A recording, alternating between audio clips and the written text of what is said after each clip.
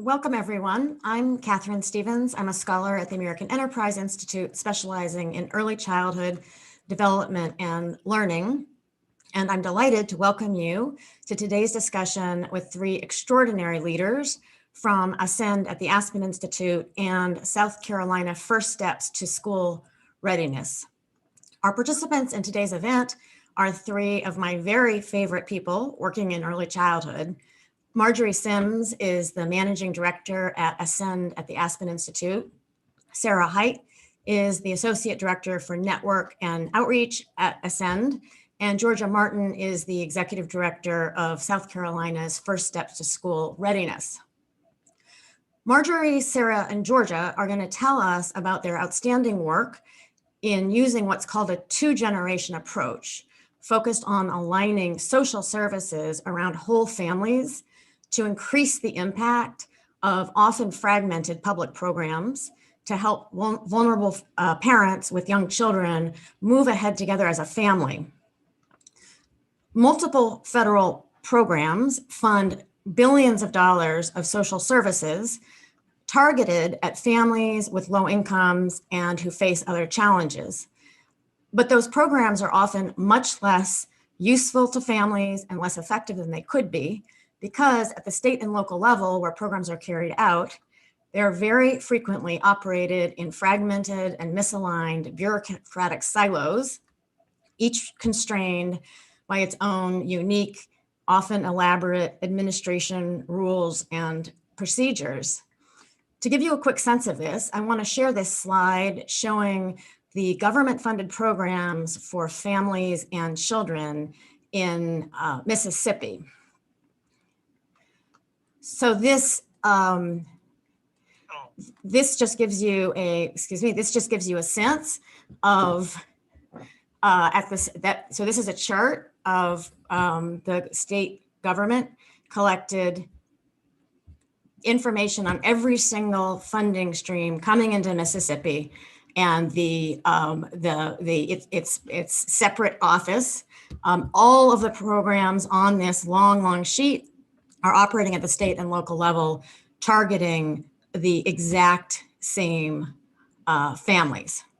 Thanks, Martha. So Marjorie, Sarah, and Georgia are going to talk about how their work is integrating and aligning these kinds of disparate federal funding streams to center them around what families need, rather than the often entrenched dictates of multiple, like dozens, even hundreds of unwieldy separate government programs and bureaucracies. They'll first give presentations on their work, and then we'll have a discussion and take questions from the audience.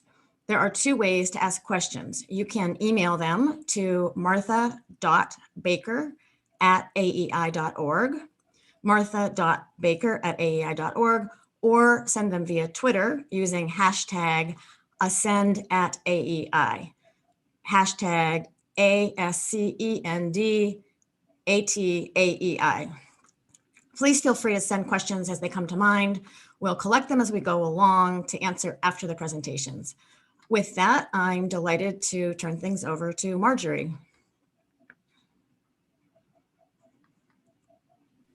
Thank you so much, Katharine, and we're delighted to be able to present on this webinar today. And I'm so glad that you shared that slide of how the federal funding flows to Mississippi, because it's also an illustration of how families experience those programs.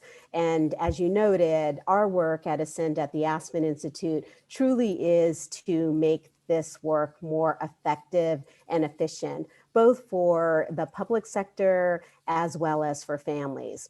So next slide, please. A little bit about the Aspen Institute. We were founded right after the Second World War in Aspen, Colorado. And the real focus of the, conversation at that time was, how do you prevent another world war? And some folks that were real leaders in communities came together to have an intentional conversation about critical societal issues and how you might move forward as a free and just society.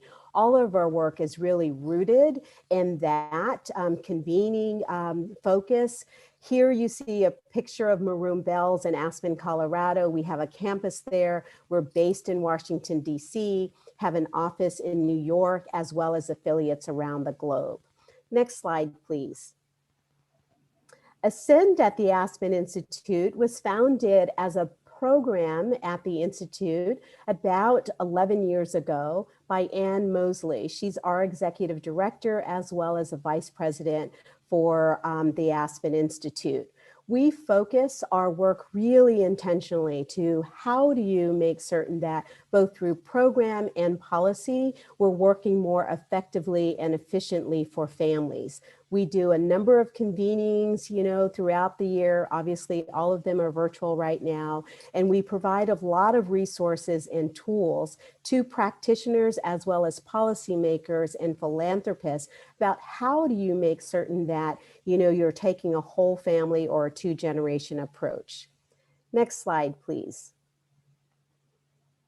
Our vision for our program at the Institute is to make certain that all families have the opportunity to move towards economic mobility. And it's about making certain that the entire family, moves towards economic security and educational success from one generation to the next. Next slide, please. We share this slide almost in every single presentation that we do, because we want to ground people in how current programs and policies are designed and how they affect families. So on one end of this graphic, you will see that there are a lot of child-focused programs in communities, as well as at the county level, state level, and at the federal level. And at the other end, you'll have a lot of parent focus or adult focused programs. All of our work at Ascend is about driving economic mobility through a two-generation approach. And quite simply, that means that we're seeking greater family well-being by intentionally and simultaneously working with children and parents at the same time for stronger and better outcomes for the entire family. Next slide, please. The core components of a two-generation approach, as you look at this slide, what you'll see are all of the things that all families need to thrive. Early childhood education, whether or not it be, in homes or within care facilities, public education, post-secondary opportunities, economic asset, opportunities, health and well-being, and then social capital. We call social capital the secret sauce of doing a two-generation approach, because what that means is that through program and through policy, you're providing an opportunity for families themselves to learn how to navigate informal and formal systems, so that at the end of the day, they have built community and they can, strengthen their community on their own. Next slide, please. There's a lot of research that, demonstrates the importance of taking a two-generation approach and recognizing that families are much more able to make certain that they have economic security across generations. Once you really make strong investments in families and provide them with opportunity, those children are better off, when they become adults. And so research, has documented this over decades, and that is what we're leaning into when we take a two-generation approach. Next slide, please. All of this work, when you take a two-generation approach, happens along a continuum. So we recognize, all of the nonprofit organizations that we work with across the country through the Ascend network. There are 433 organizations in every state, as well as in the District of Columbia and in Puerto Rico, are trying to take a two-generation approach. And we also work with policymakers. But again, this work happens along a continuum. And this slide simply illustrates that the very first step of this continuum is to think, differently about how these programs and systems, impact families. How do they experience, these programs at the community level? And how do federal funding streams and systems impact families? So simply taking that step to think differently about how you can support the entire family truly is the very first step. So at a system level, the next level up would be a strategy where you're intentionally aligning and coordinating services across multiple agencies to make certain that the entire family is being supported. And then at its highest level of doing a two-generation approach, there are two-generation systems. That means that within that system, within that policy or program, you're supporting both the children and the adults at the same time, and you're tracking outcomes to make certain that that family is better off by, the services and programs that you're providing. So this continuum is really important for policymakers as well as practitioners to think about when starting a two-generation approach. This work requires a lot of duration and an intensity, and it truly is about making certain that systems are more effective and efficient for families. Next slide, please. Thank you. At Ascend, we have a very straightforward theory of change for all of our work, and it is rooted in making certain that you're listening to the voices of parents and families first and foremost through the design, implementation, and assessment of programs. And a lot of businesses in the private sector, this would be called a human-centered design approach. First looking at what are the needs and opportunities of the customer? And that's how we think about the two-generation approach. So the theory of change is making certain that you're engaging the voices and experiences of families, that you're really focused on research and evidence, and then you're also leaning into best and next practice. And all of this work, rooted in the voices of families, parents, we have an opportunity to make certain that, our work at the policy level or at the community level is better, designed in a way that it supports families. So with that overview, I'm going to turn it over to my colleague, Sarah Haight, and she's going to share with you some of the work that we've been doing really intentionally to help early childhood systems, as well as health and human services systems, align for better outcomes for families. Thank you, Sarah. Thank you, Marjorie. If you could move to the next slide, please.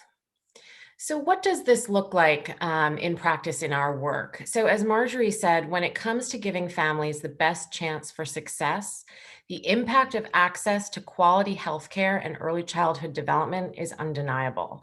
But we also know that silos and inefficiencies among these systems, along with a host of disparities and outdated or insufficient approaches, make it really challenging for families to access the health and early childhood development supports and services they need. So for the past 4 years, Ascend has hosted an annual Aspen Early Childhood Development and Health Forum, what we call the ECD Health Forum. We've brought together leaders, parents, researchers, practitioners, and philanthropists of state, federal, and local systems. And we really set out to surface new innovations to inform and support a comprehensive early childhood system and advance federal efforts to align early childhood and health systems in order to strengthen family outcomes.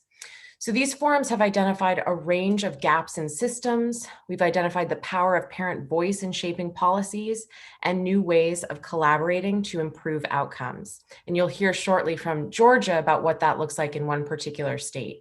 But these are a few themes that you can see on your screen from these forums. Really, the time is now, for many of the reasons Marjorie laid out, for more coordination and integration across these systems. We know that parents are experts and that they should be engaged as experts. How are systems compensating parents for their expertise and using them in messenger and ambassador roles, as well as informing their programs?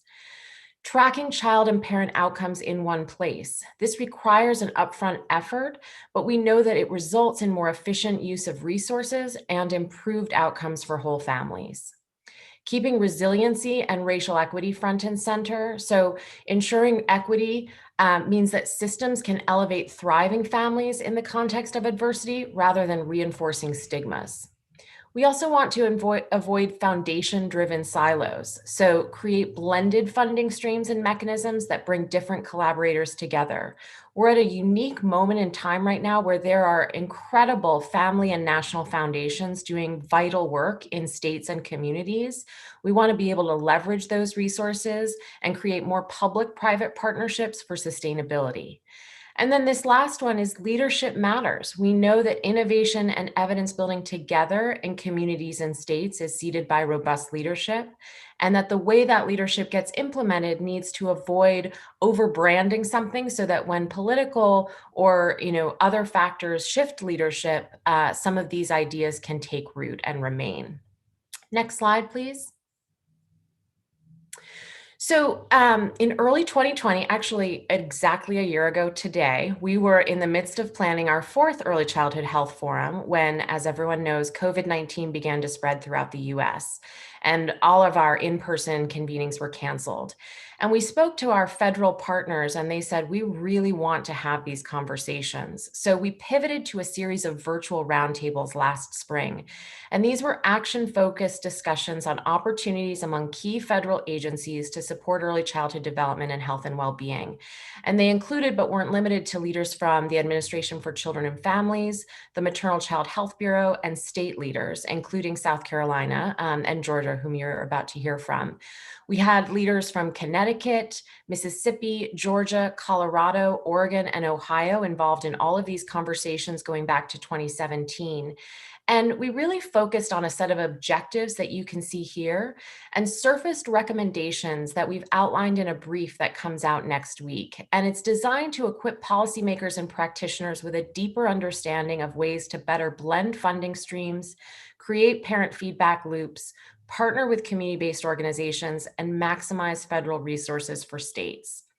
And I believe that brief, actually, folks who are participating in this webinar will get a sneak peek of it as a resource on the AEI website. But I just want to share a quote from one of the parents who participated in that series of roundtables. Amber Angel, who is a coordinator at the Family Resource Center at Los Angeles Valley College, a parent of 2 young children herself who attended community college and had her children in on-site childcare. She said, when we think about childcare and education and the health and well-being of families, we have the power to make change instead of being siloed in our own space. We need to look for partnerships and the collaboration we can have when we come together and have a shared North Star. So some of those shared North Stars in the states I've been referencing look like an executive order in Maryland to create a 2-gen commission. There's legislation in Connecticut to improve coordination and outcomes among the Office of Early Childhood and Medicaid, and then judicial responsiveness in Utah to bring together systems that work with families in the justice system, including juvenile justice. So this can look different in a lot of different states, but some of the components and principles that Marjorie shared are shared across these communities and organizations. With that, I'm delighted to turn it over to Georgia, who is going to give more specificity to what we've been talking about and really offer South Carolina as a case study for how some of these objectives have been met in a community and state. Georgia? Thank you so much, Sarah.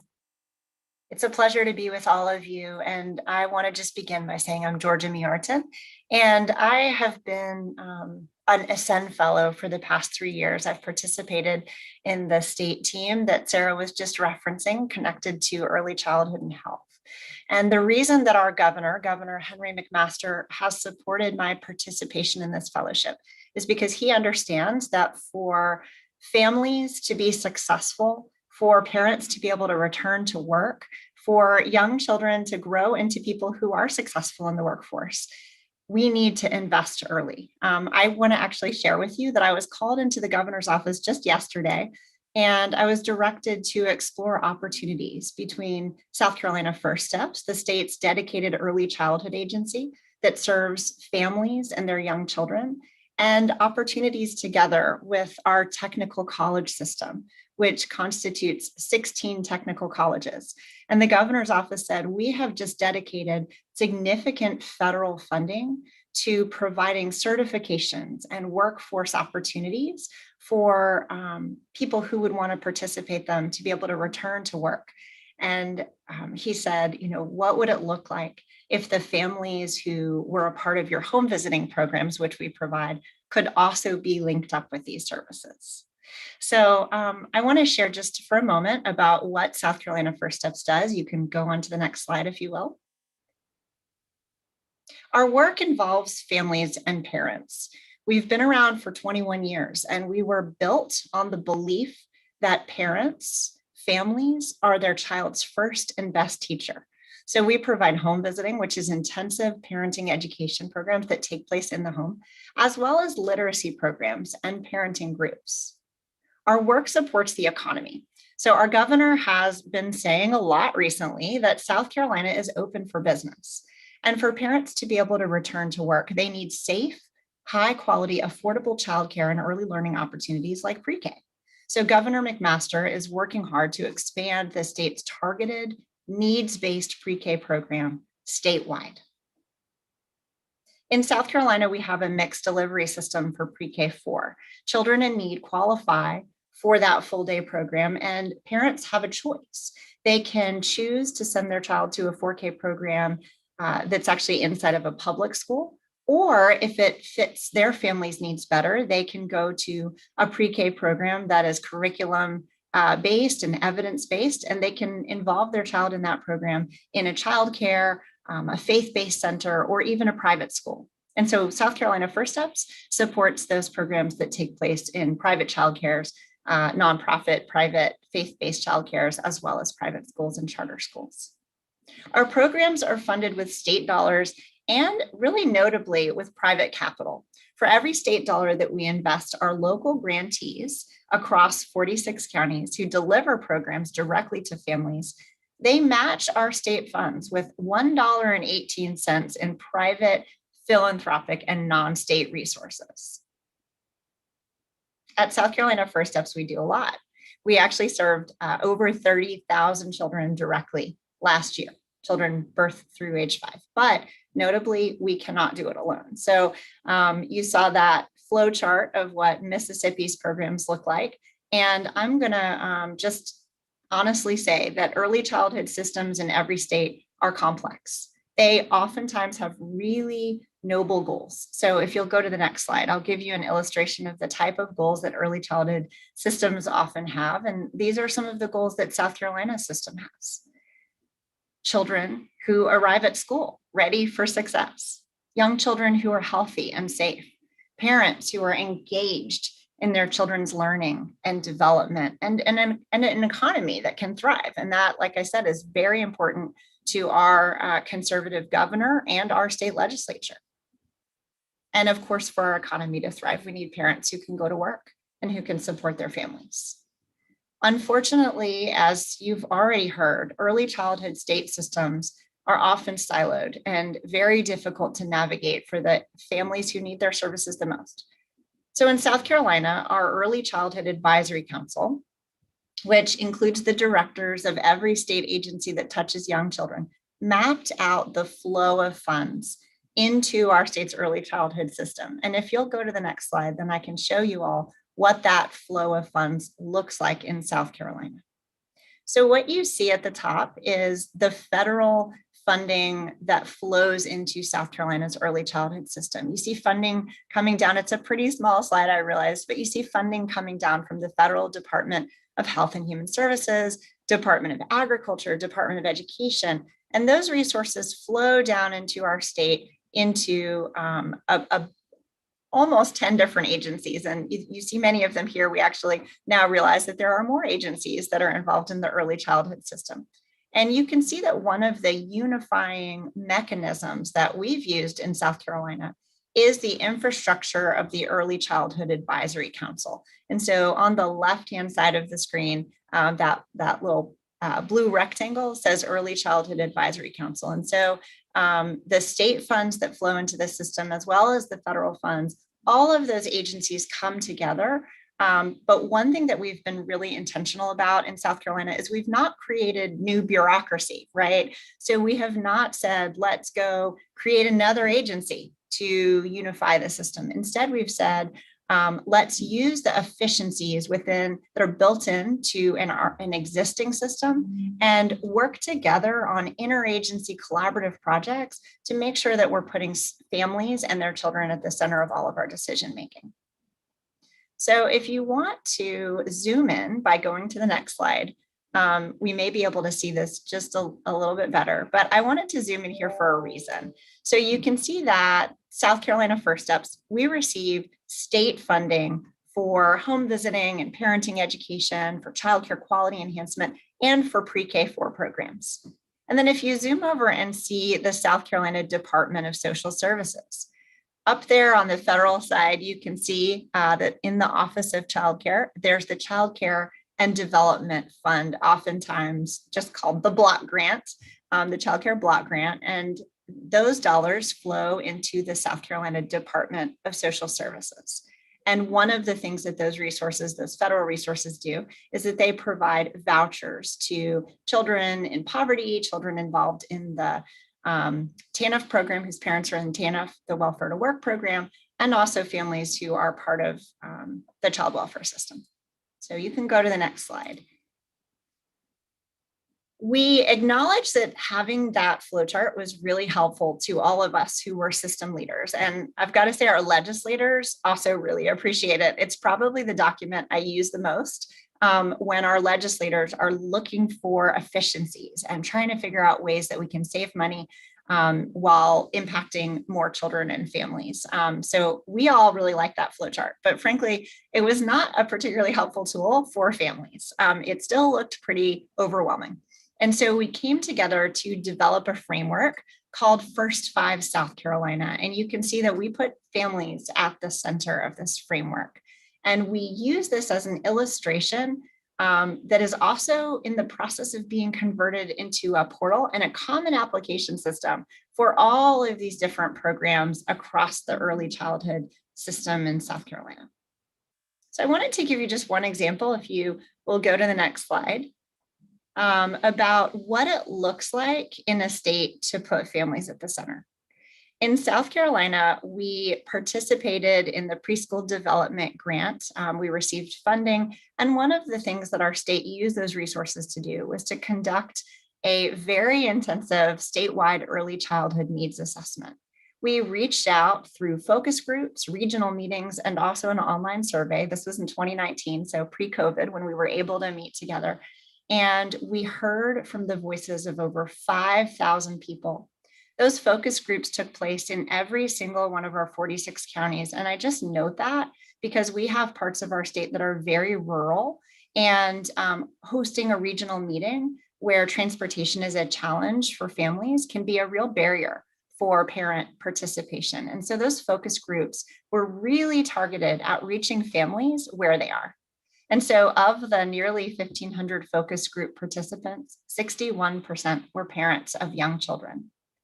What these families told us is that what matters most to them in the domain of early learning and development is finding and participating in high quality childcare and early education.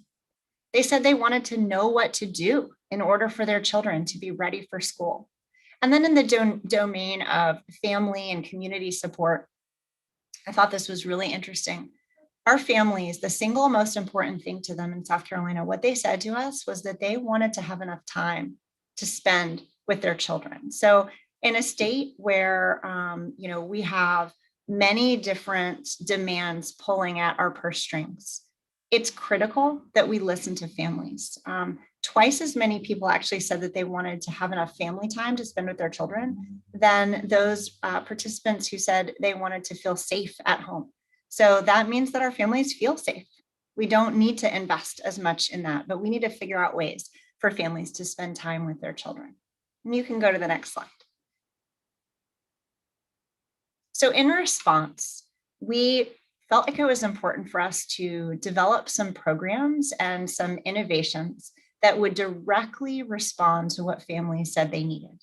And so together, if you go back to that flowchart, not literally, I don't need you to rewind on the slides, but if you go back in your mind to that flowchart where I pointed out that there are state funds flowing into our pre-K system, and there are federal dollars that come down the pipeline into a different agency, DSS, for childcare vouchers. I want to point out that for families, what that experience looks like is that there are two different sets of eligibility criteria for these programs that support families and their children being able to go to a childcare center. There are two different sets of eligibility. And so oftentimes what that means is that for this mom, she might have a great opportunity for her 4-year-old to go to a high quality pre-K4 program. But if she doesn't have a voucher for her 1-year-old, she's not going to be able to go to school. She's not going to be able to go to work. And so we came together across two different funding sources, both federal and state, and two different state agencies to create First Steps 4K Plus Sibling, which creates presumptive eligibility for the siblings of every child who's eligible for needs-based pre-K4. There's one seamless application. We are building in efficiencies across the two agencies, so we're not duplicating activities, which can be costly and bureaucratic. And this program launches for the first time this year, and that is by design. It's because our governor and our legislature have said to us as agencies, we want you to work together to help moms, just like this mom in this picture, to be able to go back to work, to be able to get those certification programs, to be able to go back to school. You can go to the next slide, and that'll be my last example. We also realize that when families say to us, we want more time with our children, we want to understand what we need to do to get our kids ready for school success. We acknowledge that pre-K alone can't do that. A pre-K program is great. It's an amazing intervention for a 4-year-old, but 4-year-olds don't exist in a vacuum. You've just heard that as you begin to really understand and embrace the 2-gen model. I think what we all know now is that children exist in the context of their families. And one way that we are bringing everything we know, everything that research has brought to bear in the family domain, is we are implementing now an evidence-based home visiting model called Home Instruction Program for Parents of Preschool Youngsters, HIPPY. And this is a national model, international model. It's been around since 1965 that is proven to get kids ready for success in school. Kids who participate in this program, their families participate, actually score better on the kindergarten readiness assessment and in 3rd, 4th, and 5th grade reading, math, and social studies. And so when a family enrolls in First Steps 4K, we are offering those families the opportunity to participate in a 30-week home visiting program where a parent educator who actually is a peer themselves, who is themselves probably a person in poverty, who also has young children, who has been trained in this evidence-based model, will come into their home and coach them through how they can support their child's learning and development so that they have success in school, eventually work and life. And we are implementing that program using federal resources combined with state dollars. AmeriCorps members are the parent educators, so that's a federal national service program. And then we're using state 4K dollars component, which allows us to do parenting education to really make sure that the parents have the instructional resources they need. So I hope those examples inspire you. I'm excited to turn this back to Sarah, who's become a friend and colleague along with Marjorie in this effort across the nation to implement interagency efficiencies and 2-gen models. Sarah? Thank you so much, Georgia. And you can go to the next slide. And I do want to note, Georgia's not just a leader of a system in a state that has been really key to the 2-gen movement. She is also an Ascend Fellow. We have several classes of fellows across the country, a total of 80 fellows who have been exploring two-generation approaches, taking two-gen action in a range of different sectors and disciplines. And Georgia's role as a fellow has been really critical to advancing this work in South Carolina. So thank you, Georgia, for your leadership. So as I think you probably heard from Georgia and from my remarks earlier, more and more states are identifying opportunities to bring programs together on behalf of families. At the same time, however, we're seeing key needs emerging that are opening up new areas of study, including increasing momentum for reimagining the child welfare system through a preventative lens, centering new leadership and equity in the early childhood field, and ensuring that we have bold and effective policies and practices to support the critical prenatal to age 3 period for children and their caregivers. So as a result, one of the culminations of the work that I talked about earlier is that Ascend is embarking on a 2-gen prenatal to 3 learning and action community. That's the acronym you see up there, 2GP3LAC. And this is designed to identify and advance short and longer term policy and practice recommendations that focus on 2-gen child and family welfare and well-being at the federal, state, and local and county levels. We are going to tap the expertise of Ascend fellows, network partners, and parent advisors to ensure the strongest, most equitable start for young children and their caregivers.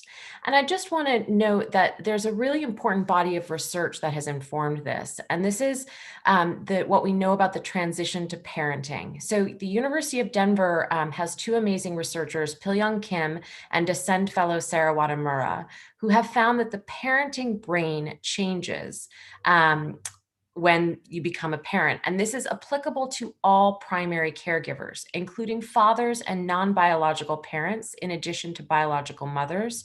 And the brain changes in response to the caregiving role. This co-occurring period of neuroplasticity, young children, babies, and new parents provides a unique opportunity to affect changes that improve outcomes for whole 21st century families. So that's a body of research we're leveraging for this new learning and action community. And we have a couple of other principles that we're looking at in this work. We want to center families themselves, really listen to families and ensure their expertise. We want to ensure equity. So we know that these strategies should evaluate and fix structural problems. We want to foster innovation and evidence together, so tap insights from prior evidence-based research while building a deliberate pipeline to evidence-informed innovation, and then really ensure that we're working from a strengths-based and preventative approach. Next slide, please. So here you see a snapshot of who we're talking about in this group. We have 29 leaders. 4 of them are parents who have had low incomes. We have 2 co-chairs. Our co-chairs are Myra Jones-Taylor, who is the Chief Policy Officer of 0 to 3, and Katie Albright, who is the Executive Director of Safe and Sound in San Francisco. Both are Ascend Fellows. We have organizational leaders, people who are working on the ground with families. 70% of our partners in this group are Black, Indigenous, or people of color, and 12 Ascend Fellows. And then you can see on the right-hand side, it's fairly diverse in terms of sector and discipline. So what are we trying to achieve here?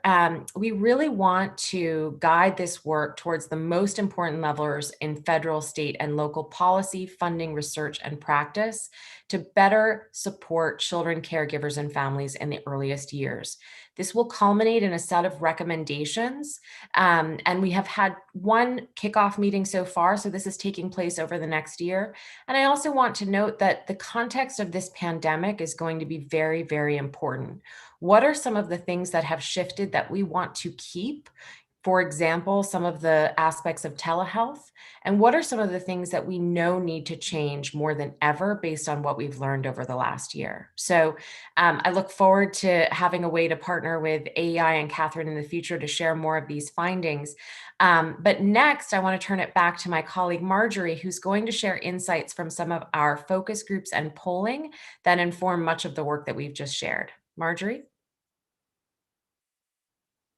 Thank you, Sarah. And I think the next slide actually is one that shares some of the goals that we have for our prenatal to 3 work.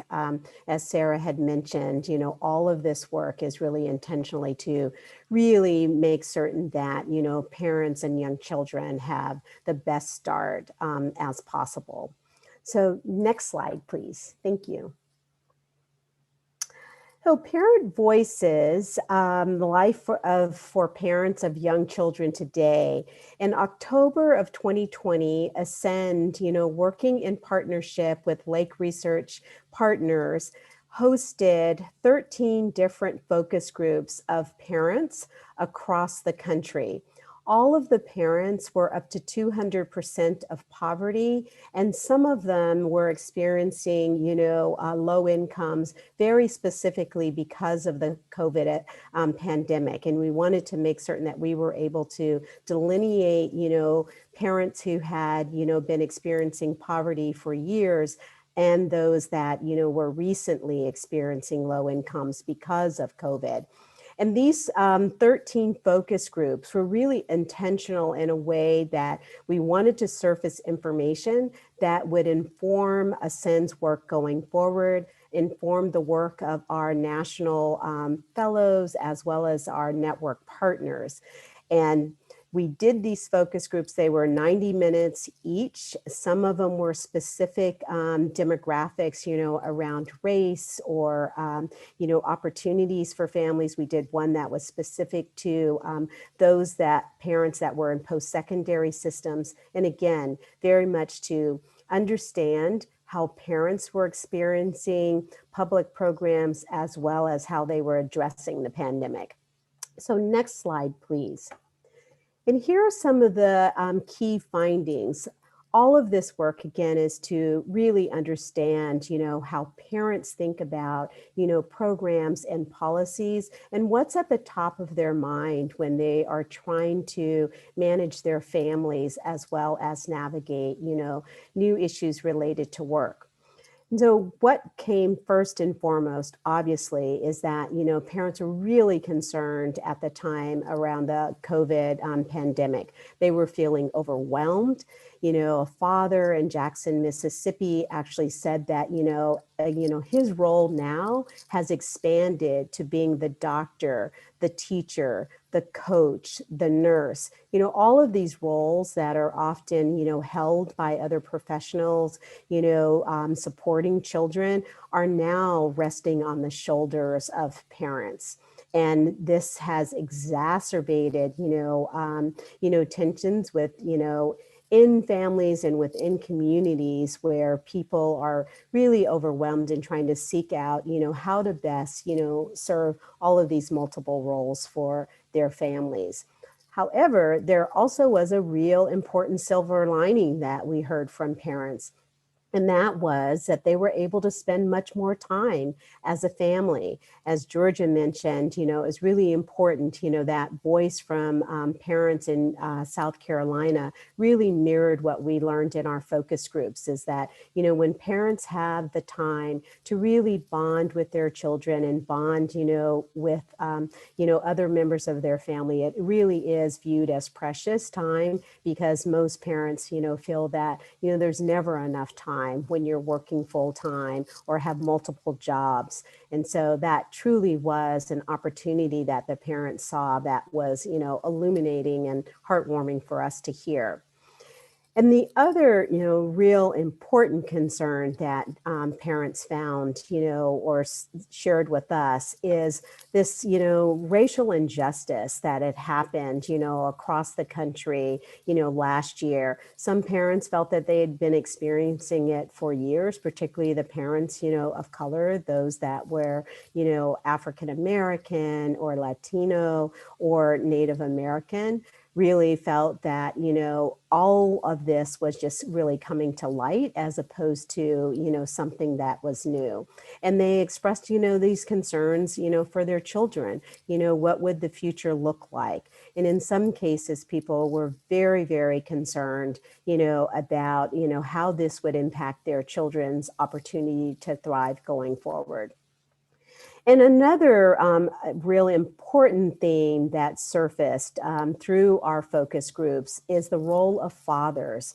All parents felt it was very important to make certain that there's more parity in programming, at the federal level, state, and community level for fathers and their role in supporting their role as parents, and making certain that it wasn't us against them, but really offering opportunities equally to mothers and fathers.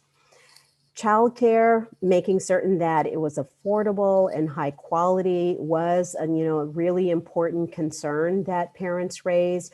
And they wanted to make certain that as we reopen, childcare centers and facilities, even within homes, is very, very safe. Most often when we ask parents, what would it look like, when you take your, child, for services or to programs?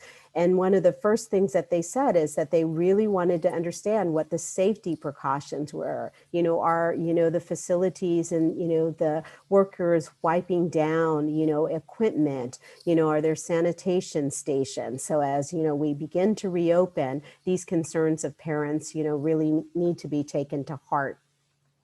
There was a real, focus on the mental health needs of both the parents as well as their children, and making certain that, they had access, to mental health services was really important at the community level. There did not seem to be any stigma that we'd, found in prior surveys with parents where there was, a recognition that, mental health in some communities had some stigma that no longer existed, in this survey. Across all demographic groups, we had, parents talking about the need for mental health services, as well as, a number of them being engaged in, therapy themselves and expressing that, very forthrightly, and, recognizing that, within their community, it was an important, asset and need. And then finally, we did ask parents about, a few specific programs. And one was direct cash assistance. There was high support for direct cash assistance among the focus groups, but there also was a recognition that there needed to be, some parameters or guidelines put in place, that the money would not be misused. On the other hand, at the same time, parents expressed some skepticism when we asked them very specifically, what would you do as a parent if you received $1,000 a month? And they were able to articulate need for food, equipment for, their children's schooling, or, providing, paying for their own mental health services. So parents were able to articulate how they would use the funding if they received it, but also recognize that, there tends to be this notion or myth around, misuse and abuse of, public funding. So those are some of the highlights. In these next couple of slides, I'd just really like to share with you some of the voices of the parents as we, surfaced them and had these focus groups. Again, parents felt that, during the pandemic, there was a lot of responsibility that they had to absorb and, support their children with.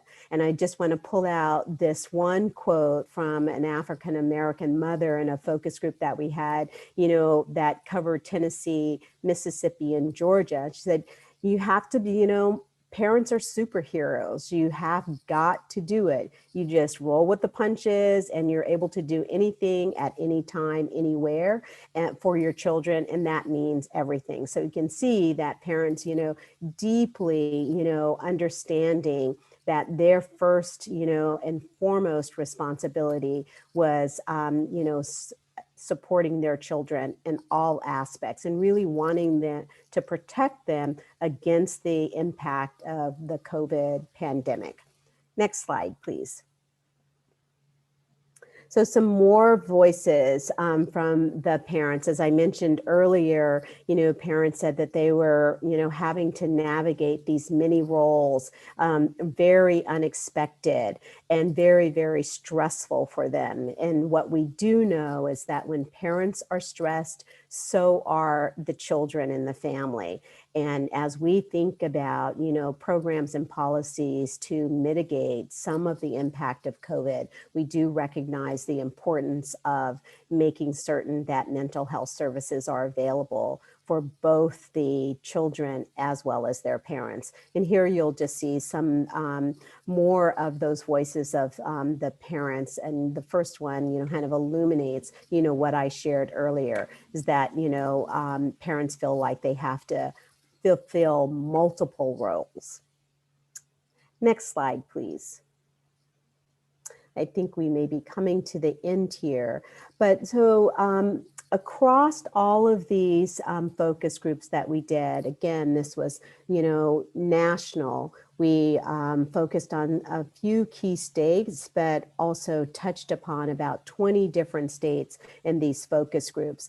And that is that, parents are really also, how are they being pulled in many different directions, expressing that. And we have an opportunity as a country to now get some of this right. And so parents expressed what their challenges were, worry that, kids aren't getting what they need. They really express that. And what might we do in terms of programs and policies to make certain that, families that are working, those that are wanting to enter into the workforce, they have the opportunity to meet their, needs as workers, but also as caregivers. And then making certain that as we, put in place, real opportunities for families, that we recognize, the importance of mental health services. And so with that, we'll just turn to the next slide and say thank you for, having Ascend and having our Ascend fellow Georgia, present, the work that we've been doing over the last several years to make programs more effective and efficient for families. So thank you so much, and I'll turn it back over to Katharine.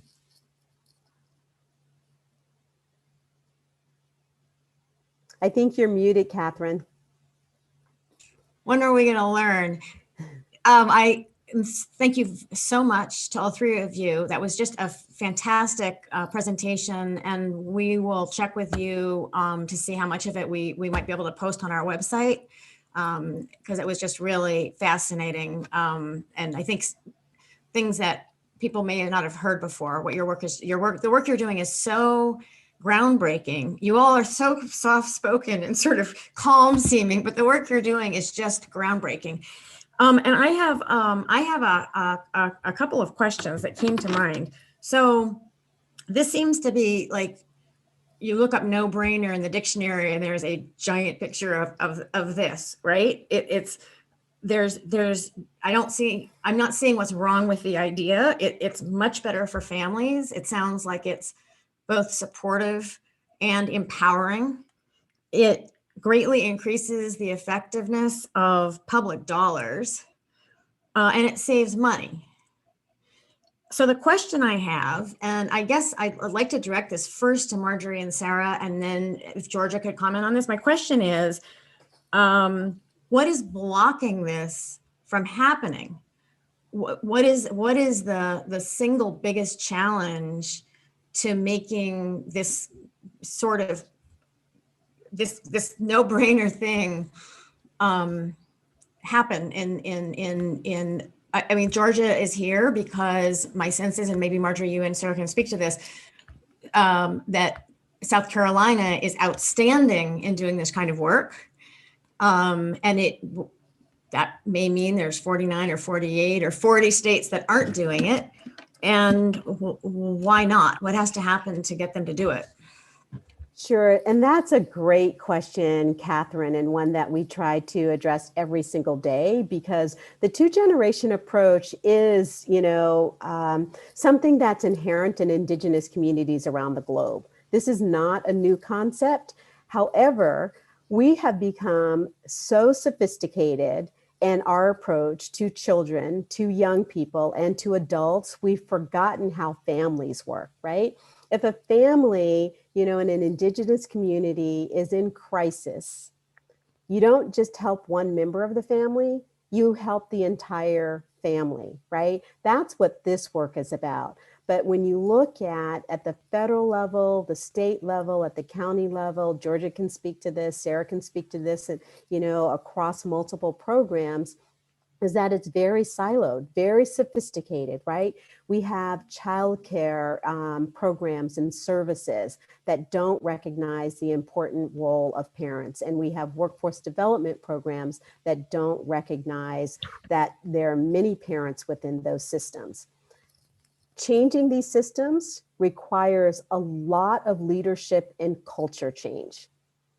The bottom line, that's why we have a national fellowship program, right? We want more leaders that have this mindset of looking at how do you support the entire family. And Marjorie, when you say leaders, who are you talking about? We're talking about folks like Georgia. We're talking about secretaries of human services agencies. So government, right?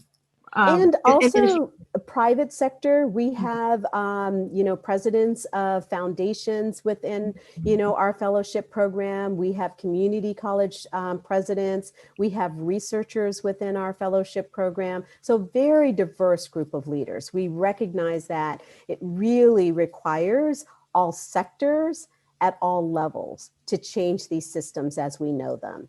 But it's intentional. What we're often doing is trying to change families and how they work, right? This work is really about how do you align systems for greater effectiveness and efficiency for stronger outcomes for families. What would you add, Sarah?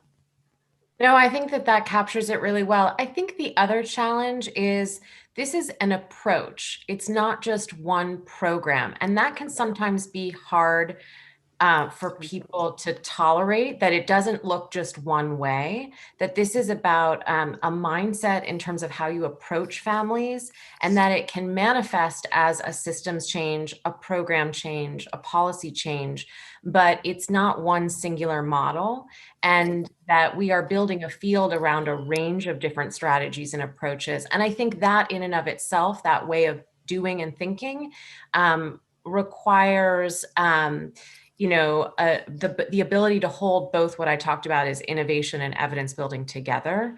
And I think that is a challenge when you're developing a field and a movement. So Georgia, from your perspective, what is the single biggest challenge or the biggest block in South Carolina to making this happen? When people are pushing back, who is that and why are they doing it? We're not receiving pushback. Because of leadership, because of exactly what Marjorie said. And I wanted to chime in on that front. I think that in our state, we have leaders who are in the business sector who are leaning on all of us to say, we need your help, and the help that they need to run their gold mine. I mean, I'm going to give you a real example if I can. So the help that they need requires us to work across agencies, right? So there's a town of 10,000 people in South Carolina, and that town of 10,000 people has two large industries. One is a 24/7 gold mine, and the other is a 24/7 prison. And there is not a single licensed childcare in this entire town that has the town itself is about 2,500 people, around it, rural area, about 10,000 people total, not a single childcare. So, they approached us and said, can you help us? We need a childcare. We have this old 100-year-old beautiful bank building downtown on Main Street. Can you help us?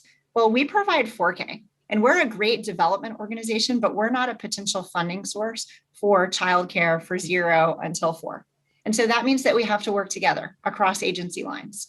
And when we have business leaders who are going to their mayors, who are going to their legislators, and those legislators are saying, help this town, help us figure this out, then we are motivated to work across those lines. But I think, Katharine, to your question of, why are more communities not doing this? Why are leaders not thinking in this way? Oftentimes the accountability structures go all the way up to the federal government, and there's just not that motivation to work across lines, right? So you can run an excellent WIC program and never intersect with home visiting programs or childcare. And you can be accountable for everything you need to be accountable for that important food and nutrition program, but not work in a thoughtful whole family way. In South Carolina, we have a WIC director who says, you know what, I see the value of pre-K 4. When kids are in this program, they're getting fed during the day with a group of people around them who are making sure that they have health and nutrition. And so that means that the WIC director sends a text message out to every family enrolled in WIC who's eligible for 4K. And we get a huge spike in applications for our state's 4K programs because he understands that. But that's leadership, right? That's not something that the federal government requires. Right, right. I mean, I know this issue only a little bit and only from the federal government side. And talk about entrenched silos.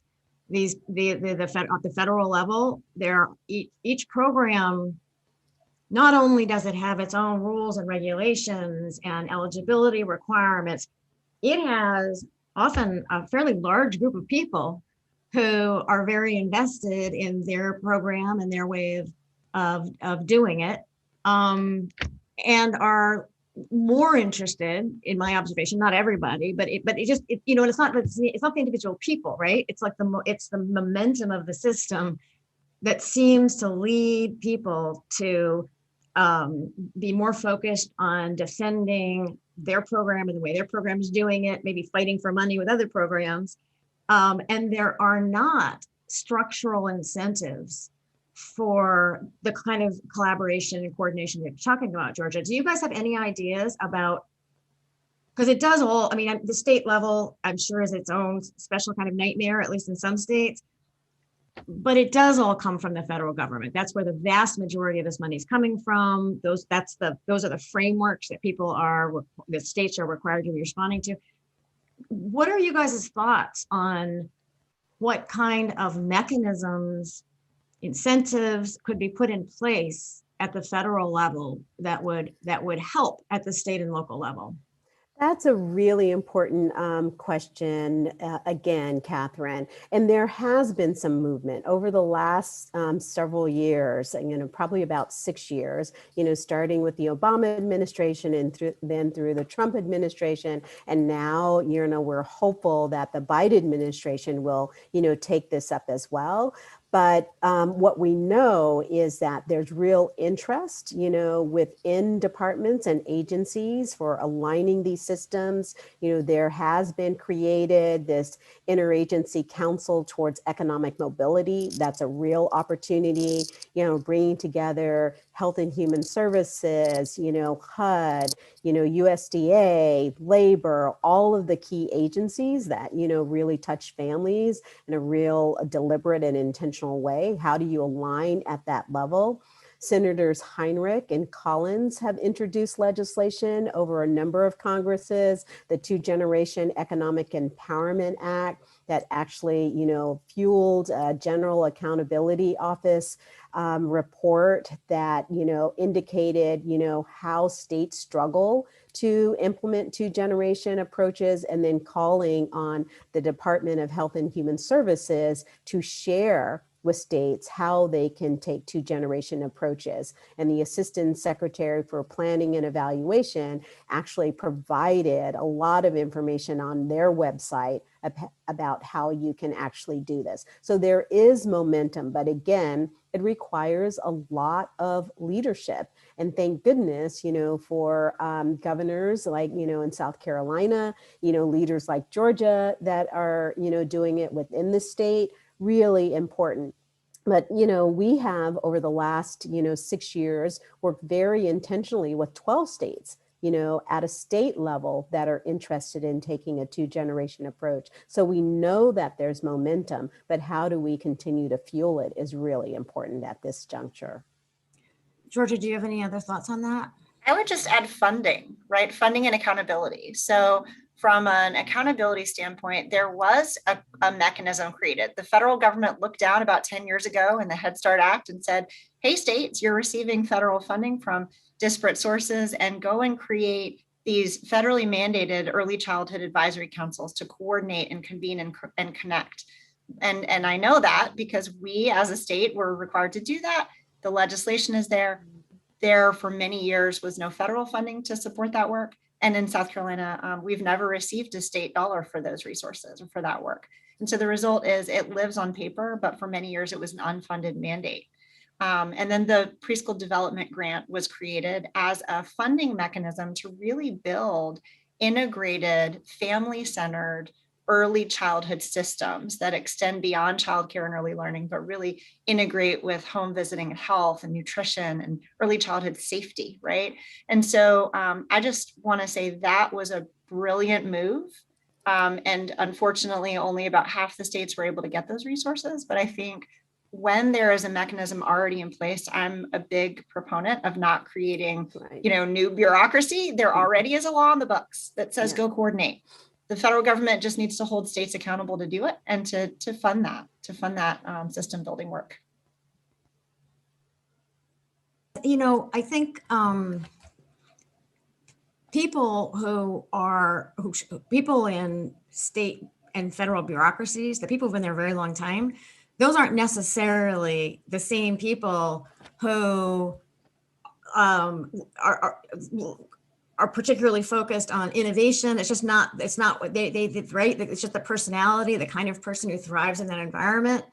In my observation, is often the kind of person who really likes many binders with many rules and regulations.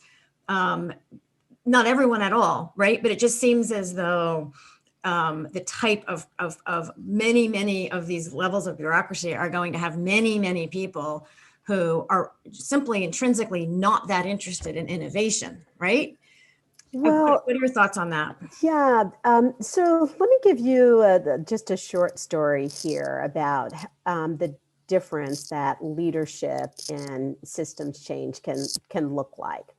And I'm not going to name the state, but a state well-resourced, a Secretary of Human Services leading that state wants to take a two-generation approach. Obviously, most of the people that have been in the system for a long time, they know what their metrics are, right? And it's usually about outputs as opposed to outcomes for families. So this, secretary simply took time to listen to that staff to understand where there were inefficiencies, as opposed to coming in and saying, we're going to start a new program. Let's look at the inefficiencies across our programs.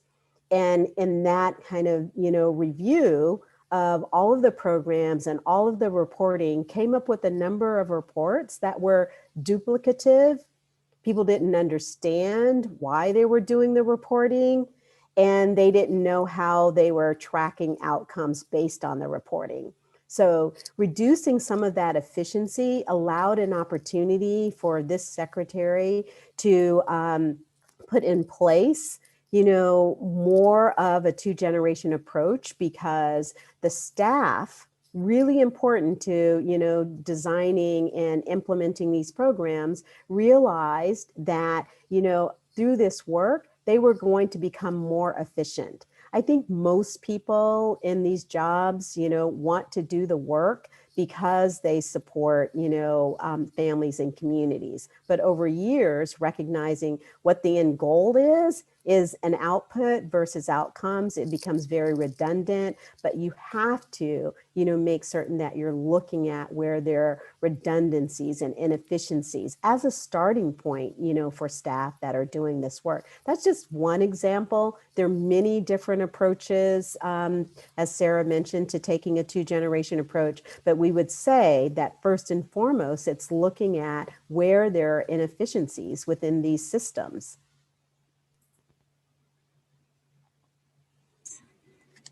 It's what it sounds like is, it sounds as though if one day there could be something coming from the federal government that provided maybe more flexibility and somehow built in incentives for this kind of work at the state level, you're not going to be able to pull it off well, Marjorie, it sounds like, if you can't, it's all about the people and you can't just wish them away, right? Right. So, No. right. And so you couldn't issue some sort of federal thing and have it just work magically. But it does seem as though having greater kind of encouragement, support, incentives from the federal government would provide an impetus that could help jumpstart and move along the kind of change at the state level. Does that seem correct? Yes, absolutely. I think greater alignment at the federal level, right, would really be helpful. Yeah. If you have multiple eligibility, requirements across programs, that's very inefficient, Yeah. right? And even through, additional flexibility around, COVID and waivers, what we know is that at the state level, when those eligibility requirements change, states have to change their systems as well, right? To monitor them and to implement them. So what are the supports that the federal government can do to help states at that level? But greater alignment and greater efficiency at the federal level absolutely will help states. And that's what, was borne out in the Government Accountability Office report, right? Is that the federal government can, be much more supportive of states that want to take a whole family or two-generation approach. Yes. So, Georgia, there's a question that I got that I'd like your thoughts on. And the question is there a state structure that could be created that would ensure that the delivery of services is coordinated? What are your thoughts on that? Yes, we've looked into this, and there are a lot of different potential governance models. So I'll just share with a little bit of opinion, if that's okay. So one governance structure is a structure of taking these different programs out of the existing infrastructure and combining them together into a single Department of Early Childhood. And some states have done that. I can tell you that South Carolina, that our governor is not interested in creating another cabinet level agency, right? Has directly said that. And so what we see in this state, as we think about being very efficient with the existing infrastructure, not building more government, is that it really makes sense to use this platform of the Early Childhood Council, which in many states is called a children's cabinet, to take that cabinet model of different directors, different leaders, and also parents. There's voices for parents and childcare providers and other stakeholders to sit together at a table with the governor oftentimes, or the lieutenant governor at the helm of that leadership as the chair, to really work across agency lines. And oftentimes that's backed, as you heard Marjorie say, with executive orders, with many of these agencies already existing as cabinet level reporting to governors or to legislatively appointed boards, so that there is alignment, but it lives within an infrastructure that's already there rather than creating a new infrastructure. Georgia, if you don't mind, Katharine, I'm just going to weigh in because South Carolina actually did put in place, at least a staffing structure to support a two-generation approach. If you don't mind, Georgia, just sharing a little bit about your two-generation coordinator role that you have. Absolutely, and I'll do it quickly. I know we're coming to the end, but I just do want to share that with help from the Aspen Institute, Ascend at the Aspen Institute, we were able to develop out a whole dedicated individual, a role, and we are now staffing a support system across our state government, housed within the Early Childhood Advisory Council for a two-gen coordinator. And this is an individual who is both focusing on building out a family voice council to really help all of us as agencies listen to what families need and what their experiences are, but is also bridging and is being responsive to what our government elected leaders are saying. We want you to go and figure out opportunities for siblings of young children. So those 7th, 8th, and 9th graders, you're already doing home visiting. You're already in the homes. How can you help the older siblings also connect with high school and college and career readiness? And so we're asked to do that. And now we actually have a human being in that two-gen coordinator to give that interagency work to. And again, if you can measure it, it can be managed. And two-gen work is measurable. We will know when we're successful because parents who are also college students will stay in school, and families who have a lot of needs will be able to return to work knowing that their children are in a healthy, safe, positive early learning center. So we know it's measurable, and what we need is a plan and a person to be able to help us integrate. And we have that here in South Carolina. Yeah. So Mark, this is a new initiative. When did this launch? Yeah, so we brought this new 2Gen coordinator on board on January 1st at the beginning of the year.